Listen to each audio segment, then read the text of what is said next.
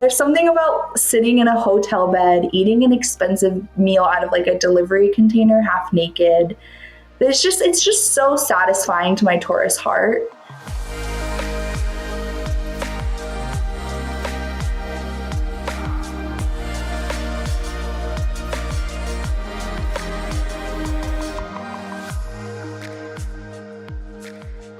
Thank you for joining us for another episode of On The Horizon, a podcast about what's on the horizon for sex workers and how to navigate it. I'm Jessie Sage, and you can find me on Twitter at sapiotextual and at jessiesage.com. And I am MelRose Michaels, and you can find me at MelRose Michaels on social and at melrosemichaels.com. Also, just as a reminder, if you're joining the podcast on Apple, please leave us a 5-star rating and review us. It really helps us grow as a podcast and better share information from our guests to the sex work community as a whole. Absolutely. And last but not least, if you want to support the podcast, please go to anchor.fm/horizon, spelled WHORIZON, to become a premium subscriber on the podcast, which unlocks you 2 bonus episodes each month on the 8th and 22nd between our regularly scheduled episodes. And we'll give you access to tons of exclusive footage of ourselves and our guests. Who misses free and affordable ads and social networks without the anti-sex work rhetoric? Assembly 4 is a team of sex workers and technologists from Melbourne, Australia, aiming to bring back free and fair advertising and social spaces to the sex work community. They also give back to organizations based in harm reduction, sex work, and education.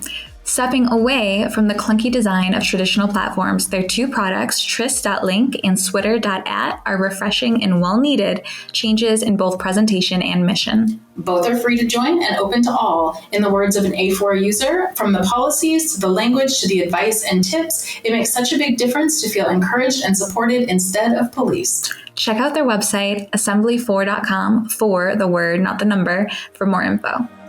Today, we are going to be discussing a day in the life of a sex worker. We have 7 different sex workers who were gracious enough to tell us about their day. Yes. We have Honey Daniels, Jacqueline Harris, Ember Fiera, Cactus Cutie, King Noir, Ramona Flower, and Steph Cia. Yes, we do. So the idea of doing a day in the life was really our way, I guess, of humanizing sex workers and highlighting like, yeah, we're normal people. We wake up, brush our teeth, do our thing. But then we also have this sex work element. Yeah, I think because, I mean, that seems so obvious to us who are like doing this every day that like we, eat breakfast, we have our routines, we have families, we have, things going on. But for, a lot of people who have like really entrenched ideas about like what the sex work world is, it doesn't, I don't know. It's funny. I'm going to say that a lot of times when clients talk to me, they assume I have this like very glamorous life. Or they'll say things like, oh my gosh, your like husband is so lucky because you're so like, and I'm like, we just like, I don't know. I sweep up my floor every night after my 4-year-old. I wake. There's nothing like super exciting about. Or glamorous. I get that too. That your husband's so lucky. I'm like, my husband does not get this vixen you get for all of 10 minutes. He gets this like sweatpants, no makeup, looks like a creature. Like he gets that version of dead fish in bed, Mel. So, it's not all people think it is. Yeah. So, I mean, we wanted people to talk about like the work of sex work, but we also wanted them to talk about just their day-to-day life and how sex work gets kind of woven into that. So we have really great, we didn't interview people for this episode. Instead, we just hit go on the camera and let them roll and talk about what they wanted to talk about. Some of their submissions are long, some of them are short, and we decided to just keep them as they were because they also reflect the personalities of the people who did it. It's so great. And so we're going to pop in and kind of relate to what each guest is saying and kind of give our 2 cents and how it particularly how we feel about it or how we interact with similar things. And then, we'll go on to the next guest. So we hope you enjoy this. Yeah. So let's start with Honey Daniels. Let's start with Honey. Okay. A day in the life of Honey Daniels. Let's do a day in the life of me actually having a client because my regular life is boring. So I don't usually see people in the city I live, which means getting ready to work is waking up. Being disabled, it takes me a little longer to start my day. So I have to make sure I have time planned for that to give myself to like warm up slowly. I usually pack the day of because I love to wait to the last minute. If I'm packing for, like if I'm doing a pro sub date, I'm packing fetish gear, paddles, different lingerie. I love dress up options. So I usually have quite a few options in my bag. Getting to the bus to New York, which is always fun, a wild experience. And usually a lot of that day is just like getting things, packing things, doing things that I need for the date. Even if I see one client a day, usually that's my whole day. Like I have to go slowly. I have to do what my body can. I have to give myself enough advance time because being autistic, I do not like being late. I don't like being early. I don't like being stressed. So everything pretty much has a very specific time that I'm getting there. Bus to New York is about 2 hours. Very fun. I do my makeup on the bus unless it's dark, and then I do it beforehand. I love doing my makeup on the bus. I don't know why. It's a skill that I seem to be very good at. And getting to New York, getting to the hotel. Usually my clients will just come up, we'll meet, we'll talk. In a pro sub date, I usually have them fill out a yes/no list to pretty basic kinks, and maybe a few more that are a little more advanced just in case they aren't somebody that's brand new coming to this. And we'll talk that out because I don't just go straight off the list. I want to talk it out. I want to hear what you have to say. If you have any that you want to explain, we talk about what our goals for the day are, and then we kind of just jump into it. I am kind of topping from the bottom when I'm doing a pro sub date, especially with people that are just new to it. And it's a lot of talking. It's a lot of talking to each other and communicating how we're feeling, if we just did something, what did that make you feel? What did that instill in you? Did you like it? Do you want to push deeper into that feeling? And at the end of it, I always provide aftercare, which I think is really important. Even as a sub, I feel like a lot of people think if you're not the top, you don't provide aftercare. But if somebody is not that experienced in kink, even if they're quote unquote topping you, you want to check in, make sure they're okay, see if they need anything. And after the date, I have one tradition that I almost always partake in, which is as soon as my client is gone, I usually order myself some kind of lavish meal. There's something about sitting in a hotel bed, eating an expensive meal out of a delivery container, half naked. It's just so satisfying to my Taurus heart. I really love that. And then I untuck all the blankets from the bed because they love to tuck that shit in so deep. And then I sleep with Bob's Burgers on because it's my comfort show. And that's a day of me working. Okay. I love that. I love that too. There's two things that really stood out to me about that. One was, first off, makeup on the bus, impossible feat. Cannot do that. I couldn't do that. That's some skills I don't have. Yeah, that's next level. And then the one that really stands out is actually providing aftercare.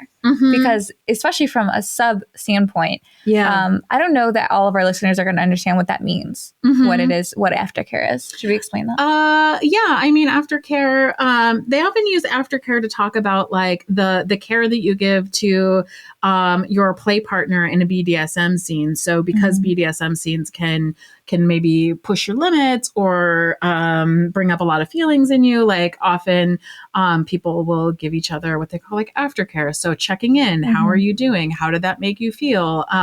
Maybe some tenderness. Process, allowing you to process that experience and kind of see where it's at for you. Yeah. Which is super cool and super important. Yeah. I mean, I do that just with vanilla clients, and I don't necessarily use that word aftercare, but I really think that that's really important. So often after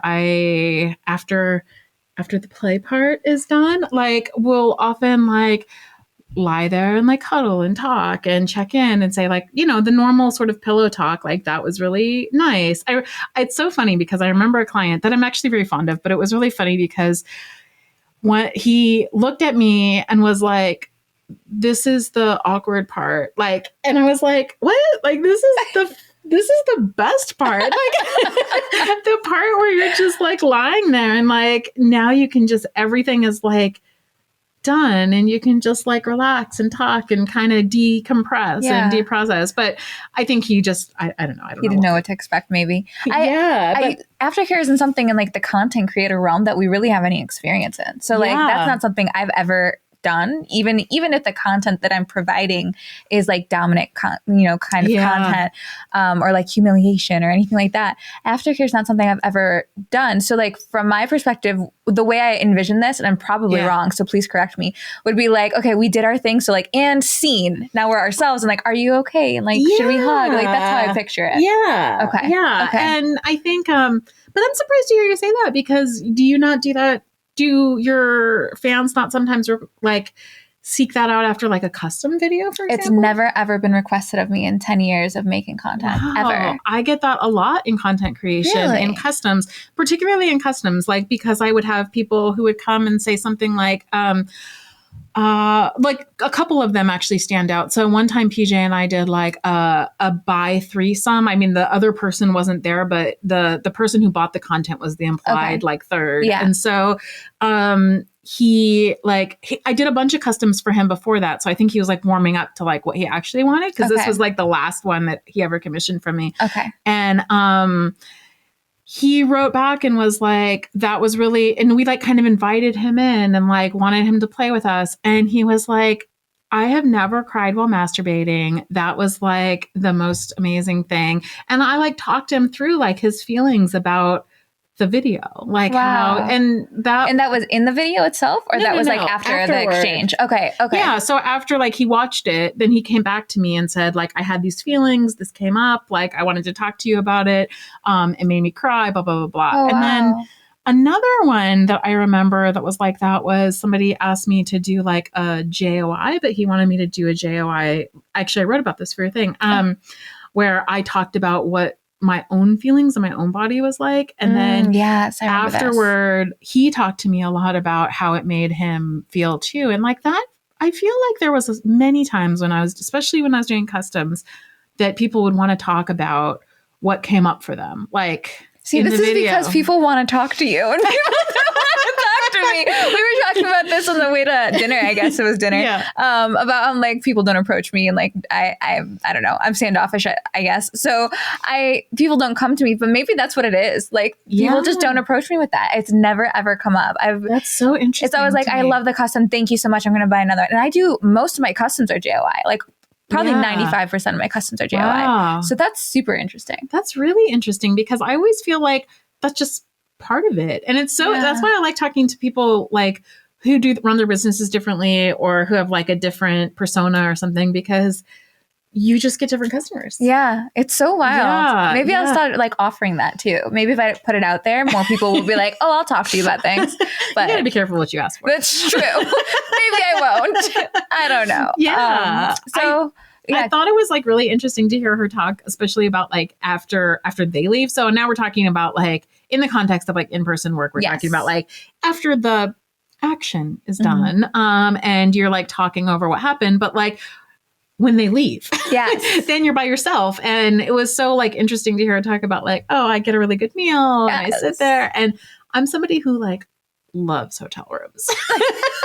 So I totally get that. But I also have kids, so I'm usually like hightailing it like home. But yeah, that was really cool. It's just cool to have like that ritual, because everyone kind of has like their decompression thing, like, you know, whatever it might be. Maybe it's not like the lavish meal, but something else. So it's cool to hear that. Like that's something we all probably have in common. Yeah. Because sex work is like a really interesting thing, because you're like sharing your body. If you do content creation, or if you do any kind of sex work, you're like putting a lot of your like sexual energy into it. So like, how do you come back from that, like into yourself? Like you give it all out How do you like get it back in? Yes.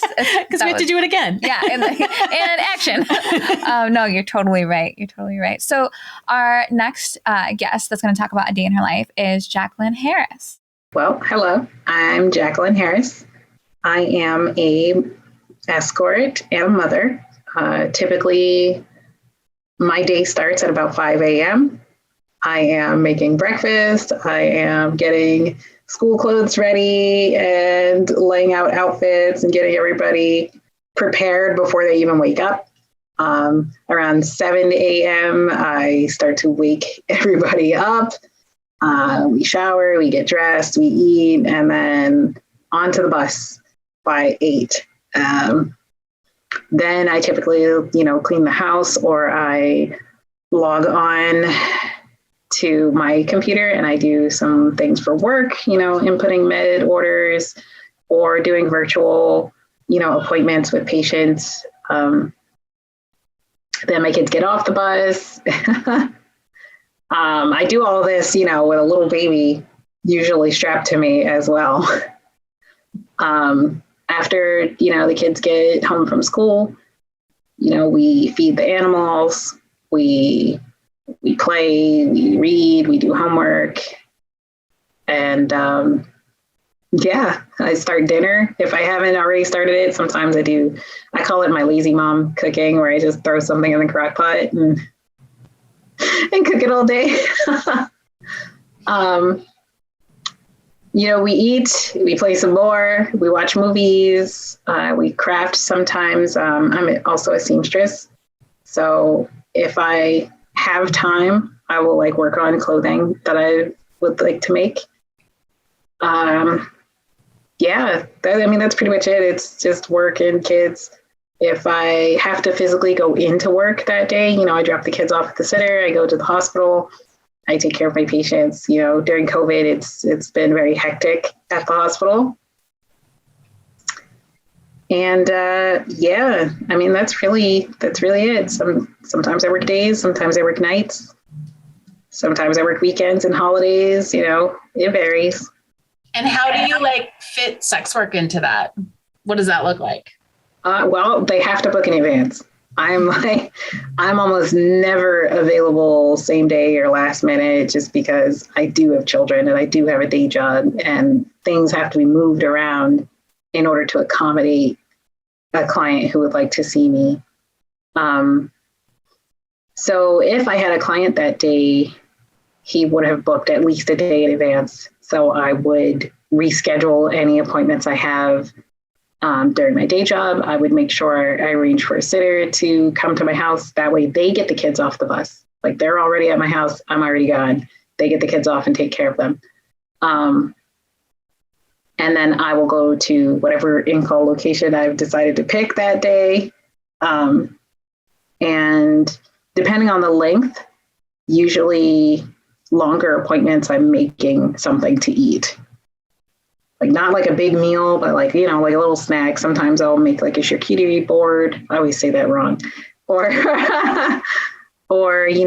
some sort of wrap or snack or whatever, and drinks already pre-made, shower, makeup, all that crap. And then, I have my appointment, and then I go home straight to my kids. And that's,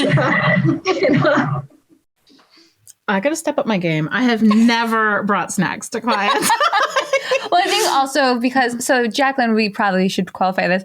She's a Black mom, a nurse, and a full service worker who's raising kids by day and taking appointments by night. Yeah. So she's a full service in-person worker. So I think that's the part we left out. But also her clientele is very much in the lane of the mommy and the lactation. Yeah. So I think that's why she brings snacks. Yeah, because it fits that role. Yeah, that's how I caretaker took it. role. Yes. Yeah. Because I was like, sometimes I tell my clients bring me this and bring me that, but I've never brought something. I was wow. Maybe when you're mommy doming, maybe do you want this sucker? Wellen. Yeah. Wow. No. Man, I mean, one of the things that like is amazing is how many like hats so many sex workers are wearing. Yes. And Jacqueline's like definitely one of those where she's like, I got to get the kids off the bus. Then I got to do my nurse job. Then I got to feed the kids dinner. And then I got to make snacks for my clients. And maybe I'll make some clothing and, you know, wow. Yeah. I know. That's incredible. Yeah. I'm definitely a multitasker, so I can like relate in that way. But beyond that, like I'm not a mom, so I'm definitely like I can't relate anywhere there. And I've never done full service, but in just like relation to like juggling 1,000 things that I can relate to. Yeah. I know. I think I also juggle a lot of things, but I think that I don't usually make dinner. Like there's some things that like we go out too much or order takeout too much. Or I mean, sometimes I'll do like the home delivery stuff, you know, and make those. But yeah, I don't know. It's just like amazing to hear like how people are juggling all of this. And I think it's also like, you know, you see on a lot of like sex worker ads, like no same day. And like she brought up, which I think is really important, like, why can't I do same day? Well, I'm busy. Why can't I accommodate you? Because you're just sitting there waiting for someone to be like, booked. No. I know. I felt that way even when I was camming. Like when I would do a lot of like one-on-one cams, like Skype shows, people would be like, can you do it right now? And I'm like, do you think that like my hair and my makeup I wake up like this. What do you mean? No, of course not. I know. I'm like, there's no right this minute cam shows unless I happen to like slate the morning out for that and say like, I'm doing cam shows this morning. But otherwise, like, and then sometimes I would have people be like, I don't care. And I'm like, okay, fine. You want to like see me in my pajamas? I don't wear pajamas actually, but like if I did, that's what it would be. That's what it would be. Yeah. That like we have these very busy lives and we have to fit like our work into it. But I think that, you know, this is going to sound really funny, but you know, do you remember when you were a kid and you saw like a teacher at the grocery store or something? Yes. And you're like, it's an animal in the wild. Yes, I do remember that. So weird because you're like, my teacher is at the school. Like that's what my teacher does. Yes. I feel like clients and customers and fans like think that about us. Like, well, you're always doing this thing. And you're like, no, I'm not always doing this thing. Like I have to fit this thing into all the other things that I do. Yes. And I think like, I kind of understand like from that perspective, I kind of understand why they're like, well, it's the daytime. Like, can you do this right now? And I'm like, no, because I do 50,000 things. I'm not like sitting cam ready all the time. But I also like that she pointed out, like, I get my kids on the bus and then I have the time allotment to do the things and then I get my kids off the bus. Like a lot of fans or clients, I feel, always come into it not realizing like we might have a select amount of time or hours in a day to dedicate to something like sex work. Because like so many cam girls are working only while their kids are at school. They're working only on the weekends when their kids are at, you know, significant others or their ex-spouse. So I feel like that doesn't get talked about enough or like brought to the forefront of we're humans. Like that's going to be the takeaway every time between all these, I'm sure. But you know, we have a set time that we can allot to our sex work. Yeah, which because it's work and everybody has that a set amount of time that they're doing their jobs and then times that they're doing their errands and other things. Rest, and so let's look at Embers now. Yes, Ember Fiera.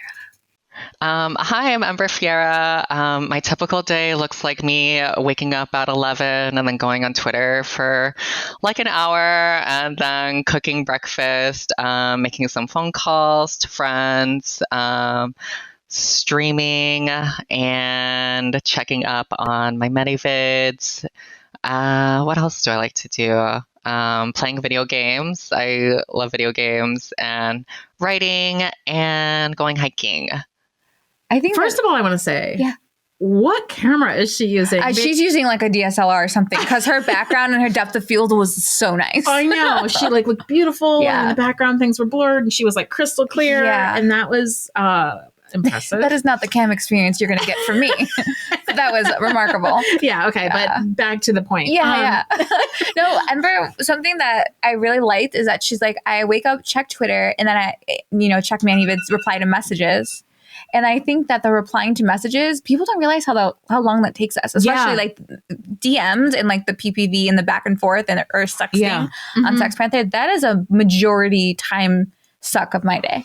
Yeah. Yeah. And I think that it's funny because they like just not even the checking DMs, but just like Twitter itself is like part of our job. Yeah. And I think that like I sometimes get frustrated and get a little bit snappy with people and I feel like bad about it. But sometimes people are just being friendly and they're like DMing me about something that I tweeted. And I get snappy because I'm like, I actually can't like personally interact with everyone who follows me about something that I wrote because this would take me all day long. Like I don't have that much time. And I think that it's easy for, especially if we're like friendly and we're nice and we build up a rapport. And I really like my fans. Like Jessie, not like me. I really like my fans. And so like, I enjoy talking to them, but I have to like constantly remind them that like, I can't spend all day on DM because otherwise I can't do my work. Yeah. And you know, I've been religious about replying to every comment on Instagram for like months and months and months now. Gosh. Like if you go through my old Instagram photos, and given I just deleted like over 200 photos and got rid of them because I'm scared of Instagram. But every single one I've replied and responded to. And I've like taken inventory of my business recently. And I do this every few months or so. Usually it's like 3 a.m. when I can't sleep. I'm like, what can I improve on? But I was like, you know, that doesn't make me money. It has not benefited my business. It doesn't benefit my fans. Like, they get an interaction from me, and maybe that's why they keep commenting. Maybe, but at the end of the day, don't equal money. Yeah, and my time and attention, that's my service. That's what I'm selling. So like, I have to kind of cut that off and be like, look, the only place I'm responding to this stuff is on OnlyFans, or it is on insert platform here. Yeah, I think it's important to remind yourself of that sometimes. Yeah, because it's hard, and I do like very much appreciate like the time that people put into trying to interact with me, but like it's just too like it's a job. Like social media for us is a job in the way that it's like a hobby for other people. And I think that like even though we don't make direct money, like most of the jobs I get are because of interactions on Twitter. And the traffic we get. Yeah. Yes. So like Twitter is my job. Like it's my business. And and the fact that like, I kind of love the fact that Ember was like, I wake up and I check Twitter and I'm like, because that's the beginning of our workday. Yeah, it is. Like, that's how it starts. That's most of our experience. Like I wake up, I check like messages first and then Twitter and then Instagram. It's just to see if like someone responded to coming on our podcast or someone did that, you know, there's so many balls in the air. And so many collaborations for me happen through DMs on social media. Yeah. So like if you've seen me work with a performer, it's because she or they opened my DM. Like that's the way it happened. Right. So let's look at Cactus Cutie. Yes. Cactus Cutie is a fetish performer and content creator who loves her cat. That's true. She does. Hi, I'm Cactus Cutie. I wanted to tell you about how I spend my day as a sex worker.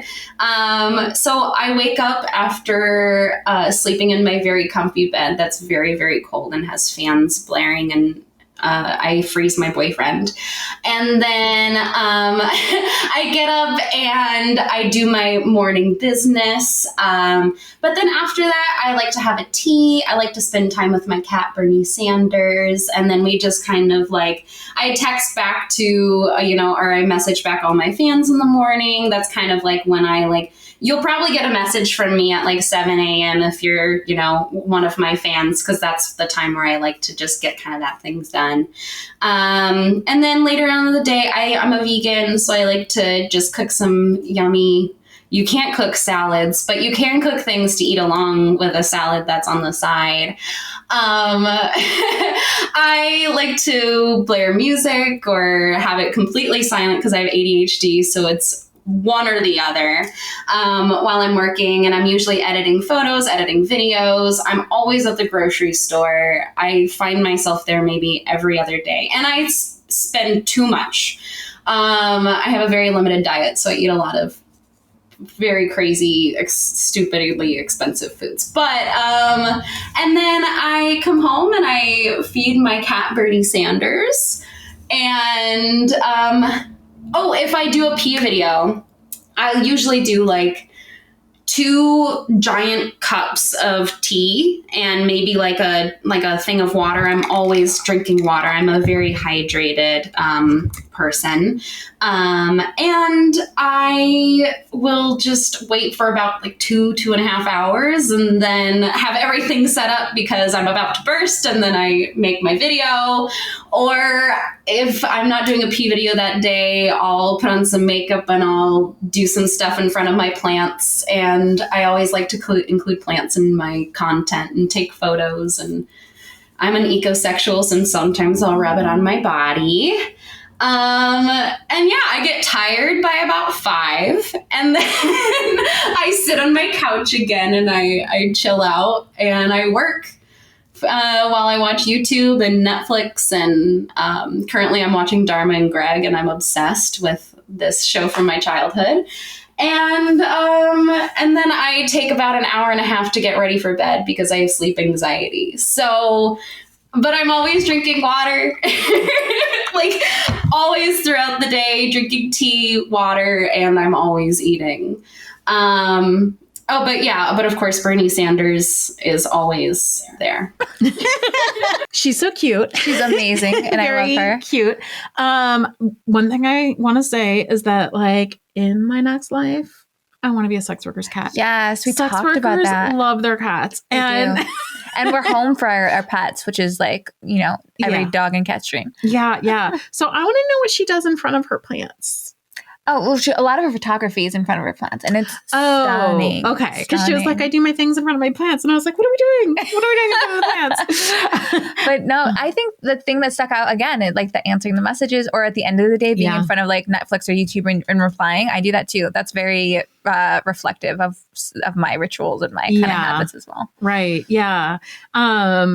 I think it's also important to talk about, like, one of the things that she brought up that other people so far haven't brought up is, like, what do you do to get your body ready for the things that you have to do for work? So she's talking about, because she does a lot of like pee fetish stuff, drinking enough water and hydrating for her videos that she has to do. I think it depends on what kind of sex work you do, but a lot of sex workers will do things to get ready. Or if they're shooting like an anal scene, that's a lot of prep work that people don't really consider. Right. Yeah. To like get ready to get your body like into the shape to do whatever it is that you have to do, because these are physical jobs. Yeah. I mean, my only way I work out, but like, and I sleep, but like, I don't have like anything extraordinary stepwise, because I'm just doing the content and very limited kinds of content that I'm super comfortable with and isn't too hard on my body. Yeah. But yeah, that's definitely a standout for her, because it really highlights the fact that we're not just like doing this on the fly. Like there's a plan in place. Right. I tend to wake up every morning and think like, what am I going to try to accomplish today? Like, what do I need to do? Do I need my laundry done for that? Yes. Like, what needs to be done in order for me to do the things? Is that like, lingerie clean? Yeah. My thing is like, is my lingerie matched? Oh yeah. Like, I gotta find the garter. Okay, where's the other stocking that matches the set? God damn it. Yeah, that's very factual. Yeah, that's great. Yeah. So who else do we have? So next we have King Noir, who is going to tell us a little bit about his day and being a family man on top of it. Yeah. Peace. What's going on? This is King Noir. Probably know me as the Salt and the Stroke. And a regular day for me involves all the family things that you do as well. Except after I do all those things, I lock myself in a room and edit all the porn that I shot while I was traveling the world for a few hours. Definitely get in my gym time, get in my reading time, get in my studies, and hopefully after that, find a very relaxed family who's ready for me to put them all to bed. That's so good. Yeah, it is good. Very relaxed family. Very relaxed family. That's not my family. My family's never relaxed. My kid like jumps off the walls until he like knocks himself out. Like he's like 2 speeds, like literally jumping on the couch. Yesterday we went out, Mel and I went out after a recording day, and like, I have a wall of books. She basically has a library. And all the books were all over the living room, like one by one. And Mel's like... And it was the quietest thing ever. Like, there was no like, boom. There was no... It was like it was methodical. It was like one book another book. And he did it to punish us. Yeah. Because we were busy. Yeah. No. Yeah. And it's so funny because my little one, like, will do that. He'll be like busy. And then when he decides he wants to go to bed, he will lie down on the couch and pull a blanket up over his head. And that's it. He makes it lights out. Done. Mic drop. That's great. Yeah. So my family's never relaxed, but, well, the other standout for me was that he locks himself in the room and does hours of editing, because that's way overlooked, the actual production value and the time that takes. Yeah. I mean, obviously we have the podcast experience a little bit and knowing what goes into that production quality, but like, I mean, I'm sure you guys, we all edit our own clips. Most creators right now edit their own clips, unless they're like mainstream on-set porn. That's a little different, but that's a I used to edit like the Peep Show podcast too. Like I did all of that. I got way lazier though. At the beginning, I was like editing out every Oh, really? I was like insane. You're perfectionist mode. You're okay, because the thing is, I'm like married to a perfectionist, and he would like go over and take out everything that I didn't do, and he would like explain to me why I didn't do enough. And then at some point, I was like, I'm going to quit this podcast if I have to take out every like. Well, it's also very humanizing, like to show you're not perfect. I do that. I overproduce my content likewise, so I get that, and I think that's why people don't relate as well to me, because they think like I'm just like all together packaged thing, and I'm not. But yeah, no, the production, not only does it take time, but it takes skill, and you have to learn those skills. And then a lot of us don't come from like a digital production background or haven't gone to school for this, and we're all self-taught. No, I went to school for philosophy. We didn't even barely use the computer. Like it was just books. Just books. The books that your kid pulls off the shelves. Yeah. Now I don't even look at them anymore. I just pick them up off the floor and put them back on the shelves. It's like it's meditative at this point. It's like a meditative practice. This is your ritual, your nightly ritual after you see a client, come home and pick up the books. So great. Yeah, no, I think that, I can see that. You have to like block out some space to like do the production that you need to do. It's not just making the content or making the porn, it's making the porn. Yeah, right. Literally making it. Yes. Yeah. All right. So let's look at Ramona Flower. Yes. Art model, dom, and full service worker in Brooklyn. Okay, so my name is Ramona Flower. I am a 30-year-old second generation sex worker living in New York. I usually like to start my day around 8 or 9, but I have 2 cats who like to start their day between 4 and 6 a.m. So I usually wake up before my alarm and feed the cats, make some coffee, drink some water. I like to meditate in the morning, eat breakfast, tidy up my kitchen. I usually have a to-do list, which has like my daily tasks and my weekly tasks for like my professional stuff, my work stuff, but also just like my personal life, just so I can stay organized. So I look to see what I have to do for the day, check my emails, respond to any messages. I usually take a shower, either go for a walk, go to the gym, something like that. And then on days that I like have appointments, it's usually the like whole beauty ritual, which can take anywhere from 2 to 3 hours. And then I do my commute to work. I'll like work my appointment. And then I usually go home. My like decompression ritual is usually like showering, doing all of my skincare, which is like 5 to 27 steps.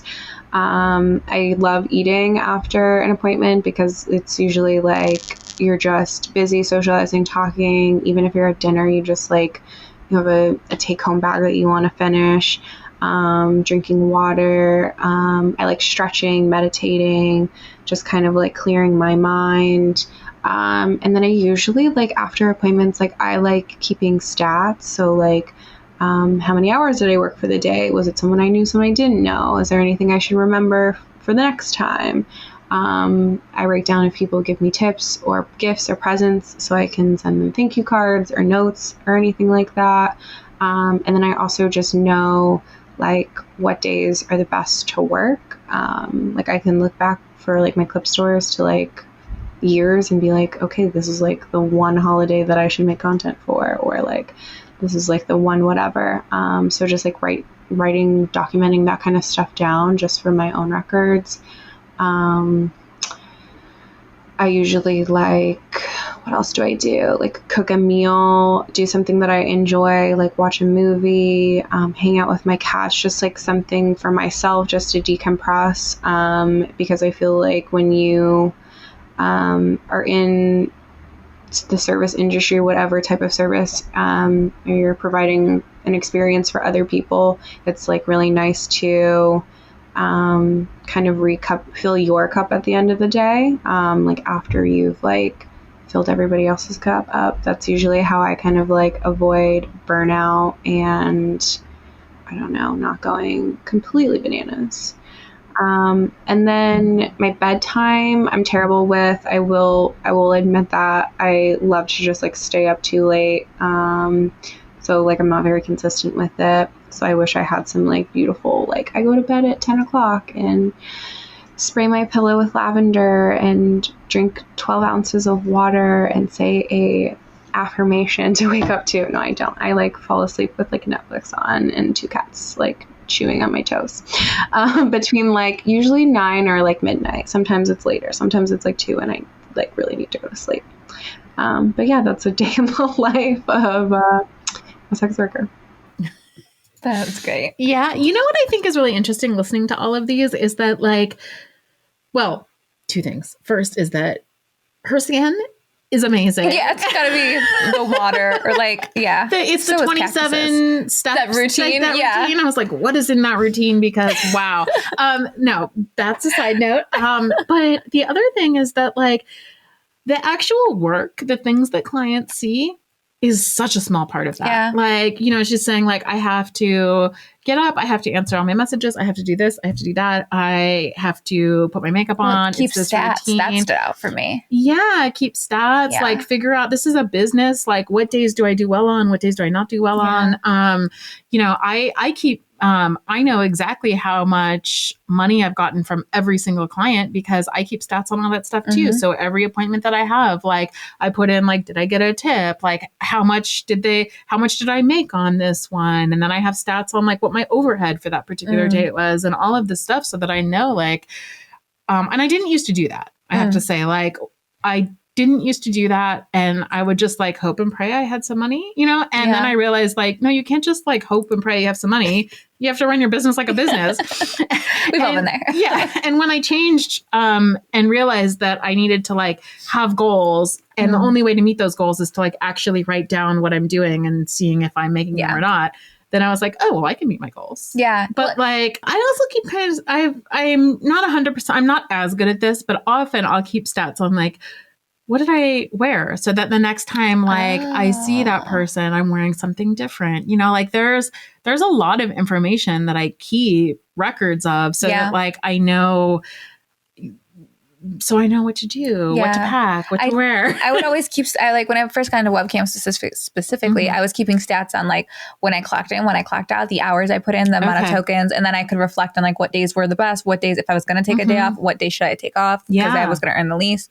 And then the other flip side of that was like, I would always track rank because the cam site I was on was with rank. So like what month did I get rank? What month didn't I get rank? Yeah. And then notes too, of like games I played, like what did I play online so that I wouldn't shuffle and repeat too much because it wasn't entertaining. It was the same thing every day. Yeah. So the actual like admin work, I think it's overlooked.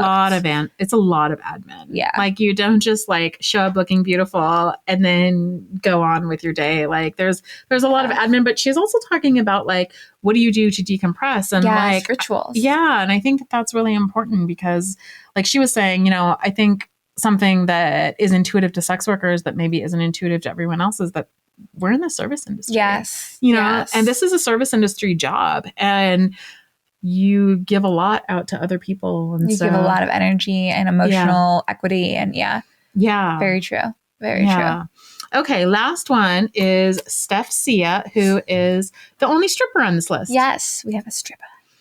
I'm Steph Cia. I am the host of the Strip by Cia podcast. I am a podcast host, so I do a sex work podcast. I am also a digital content creator, so I have an OnlyFans, and I'm also a stripper based here in Vancouver, Canada. So I guess like a typical day in the life of my crazy life. It's really busy. It's very filled with a lot of things. I do a lot of gigs, not just sex work. So I guess we can kind of go into all of it. So I start my day off at 5:25 is when my alarm goes off. So super early in the morning. I have a vanilla job, which is kind of my safety net. So I have a square job. I work at a hotel serving, and I'm usually done by 11 o'clock in the morning. I come home around noon or so. I usually have some lunch at that point. And then 1 o'clock, and I just eat whatever I cook for my YouTube channel, because I have a YouTube channel as well. I make noodles, which is not sex work related. Different kind of nudes.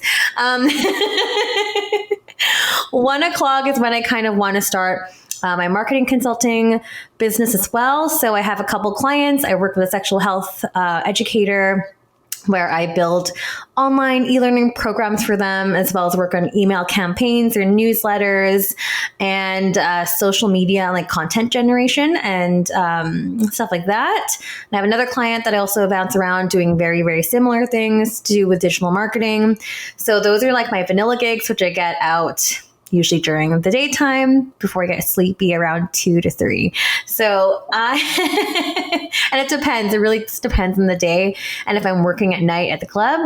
But I try to do that until about at least a couple hours, or sometimes if it's a really, really, really big workload and there's like a launch date that I have to kind of work by, I'll try to work until about 5 or 6 or so, but I have a hard out. I just don't want to be working on any more things on my laptop if I don't have to past 6. But if it's a nice, easy day, I'll try to take a nap at 3 because adult naps are really great and so needed when 1, I wake up super early in the morning, and 2, if I'm working really, really late at night at the club. But we'll get to that part later. So at that point, at around 6, I usually try to make some dinner. Again, something to do with my YouTube channel or whatever leftovers are in the fridge. I try to keep some food in my freezer that are just kind of easy and ready to go, like dumplings or some frozen things that kind of can whip together, and something that's super easy, that's not very time consuming, because my time is really, really limited in the day. I also try to dedicate at least half an hour to an hour on my OnlyFans, which has been severely lacking lately, and I apologize. It's just a lot of work to be done with all the digital stuff, like posting, scheduling, editing videos, editing photos. It's a lot of back end stuff that no one ever really realizes, or at least the fans never realize. They're just post more content. And I'm just oh my God, okay, here's a naked photo of my butt or something. It can be quite a lot. So I try to get that done. And I try to do a batch upload once a week, and just kind of schedule that out for the week. Then it depends what time I am working at the club. We'll say for this, usually try to get there around 9 or so on average. Sometimes earlier for the first one on, but I like to pack my suitcase. It takes me at least half an hour, sometimes an hour, just to get my box of costumes out, try to match things together. My costumes are not really that organized, but I've been trying to organize myself a bit better. So they're all in little Ziploc bags. So all my different garters and little props and chokers and stuff like that. And of course, all the different pleasers and stripper heels that I have. I usually bring 3 or 4 with me to kind of change up the look. I usually dance in 8-inch pleasers, and then I VIP or do private dances in 6 inches, because walking on 8 inches and trying to dance in a little booth is walking on stilts, and I'm not here for that. And my legs get really tired. So I just end up sitting on them, shaking my butt, but that's another topic. But yeah, packing can take a little bit of time, but I've been dancing quite a while now, so I kind of have it down packed. So packing in your baby wipes for after you get off your show, wiping off all your sweat, 10 different types of lipsticks, no shine powder, a hairbrush, a hair tie, because after your show you're super sweaty. A little towel is kind of nice for you as well. Mini stripper perfume. What else do I need? Sometimes socks, stockings as well, because my knees can usually get scraped up pretty badly. A Band-Aid's also nice too. Which, I usually tend to scrape my knees, especially by the end of the week, which is really, really not so sexy and and attractive. But yeah, packing takes a bit of time. I usually just try to get all my makeup done before I go because, I mean, yes, there's dead time in the club, like a lot of dead time that no one ever really speaks about. So like a lot of waiting around in between your shows, like usually waiting around for around like an hour and a half or so. I usually like to try to bring a book or my laptop where I can edit my podcast or I can edit my YouTube channel. I try to be as productive as possible, especially during the beginning of the week. Because usually like Fridays and Saturdays, I'll usually have a bit more motivation to sell dances. Other than that, I'm kind of a lazy dancer. Even though I know that's where the money is, it's just like, okay, I like early in the week, I'm just like, okay, I'll just get some work done. But yeah, usually we have about 3 to 4 shows a night. So it really depends on like if you're starting early, if you're going to be the last show on. So for example, tonight I have 3 shows, so I get to be there a little later. I'm going to be there at 9:40 and then come home after my last show, which is at 12:55, unless I decide to stay in VIP for a bit longer and try to sell dances. But yeah, rolling up to the club, 9 p.m., park in front of the club, walk in, say hi to the bouncers, say hi to the hosts, the servers, get to the change room, kind of say hi, tell the girls there's like banter or whatever is going on in the world that day. And then, yeah, you kind of get changed, pick your music, which for me, for some reason, even though I have the same playlist, I'm like, I don't know which song I want. And it's like, the DJ's like, yo, are you ready yet? And I'm like, I don't know what song I'm going to do. And then I just end up dancing to the same songs like all the time, like 4 days in a row. So that happens. But as I mentioned, lots of downtime. So I'll try to bring a book with me, do some editing and whatnot. And then once the night is done, just pretty much count up my money, try to pack up nicely, leave my suitcase in there, line up all my shoes and make it look presentable. And then I get the hell out of there, drive home at whatever past 1 or 2 o'clock in the morning, take a shower, drink some water. And it usually takes me about half an hour to an hour to kind of calm down and fall asleep and do my like nightly routine and all that stuff. So if I'm coming home, like for example, last night, came home at 2 a.m. I didn't fall asleep till about 3:15 in the morning. And then I had to get up super early this morning. So, and then I repeat. So some days are better than others, depending on what time I get off or if I'm like starting later or whatnot. But that's kind of a day in my life. She is so busy. She's super busy. I think I most relate to her juggling act in a lot of ways, just because multiple businesses and like lots of different balls in the air. Yeah. Pun intended. So I think that there's a lot going on there, but also like this for me just screams like time management. Like I have time management and I do a lot of things and I have to figure out where to fit those things in to make all the things happen. Yeah. Right. Yeah. I mean, I also thought it was interesting because like, everyone else we had before Steph, like I've done that work in some regard. I have never worked in a club. I don't know anything about that. And when she was like, oh, we're reading books or doing homework in the back, I'm like, what? Yes. I didn't know that happens. I did not know strippers had downtime. Like I've never had that experience as well. So like for me to hear that there's like hours of just downtime. Yeah. I was like, oh, I did not know that. Yeah. I mean, I knew that they had like stage time, but then I thought that they were like hustling the whole time that they didn't have stage time. And I guess maybe it sounds like it's your prerogative. Maybe that depends on the club too. I don't know. Yeah. But that was interesting. And that kind of makes the first thing I thought when she said that they had downtime that came to mind was like, no wonder so many college students do stripping because you have time to do your homework. Right. Like that's like, oh, makes sense. Yeah. No. So that was super interesting to me, just like what that life looks like. I'm also somebody like you who like has not just my sex work, but like that and my family and my podcast and my writing and all of these other things. And so like trying to like Tetris all of them together so that you get things out when they're supposed to go out. Like that's experience I'm very familiar with. It's a balancing act for sure. I guess too. So like, what is a day in your life like? So I usually I don't get up that early. I get up at like 7:30. I don't get up like Steph early. That's ridiculous. Yeah. So, no, I get up around 7:30. I drink my coffee because that's like the most important thing. So I have coffee first and then I get my kid up and then so I have 2 kids that live at home with me. The teenager I yell at because he's usually late. So I'm like, why are you still here? That's how the morning starts. Like, why are you still here? You were supposed to go to school. And then I go in and wake up my little one who's usually like awake and singing in his room. And I get him dressed and I take him to school, pack his lunch, take him to school. And I'll usually like stop at the coffee shop on the way home and get like another one just because I like to be out and about. And then like come back home and I will check my email, go on Twitter. I tweet more in the morning than I do in the rest of the day because I think I get busy. Like in the morning, I'm thinking about what I want to do. Ideas. And so then I'm like tweeting and answering people and doing that sort of thing.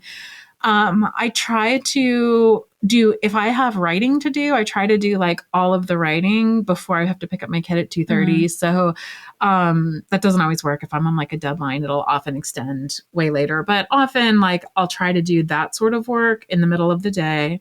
Then I have to pick up my kid and then my other kid comes home and I don't know. We often go out. Like I was saying, we're kind of busy. So we'll often like go out. And then I'll come home. Sometimes I have clients in the middle of the day. Sometimes I'll have them at night. If I have them at night, I'll go out later, 8:00, 9:00 or something, have an appointment.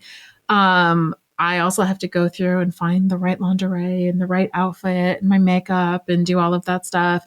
Appointments are usually fun for me because it's like an adult life outside of my house. You know, I can go and sit someplace kind of swanky and chit chat with another adult. And so that's usually fun. And then unlike Honey, I usually, unless I'm on tour, I don't like hang out in my hotel bed. I'm usually like, I gotta go. And I go right back home, put the kid in bed, clean the kitchen, do that kind of stuff. And then PJ and I will usually watch TV, like a show together or something. Grey's Anatomy.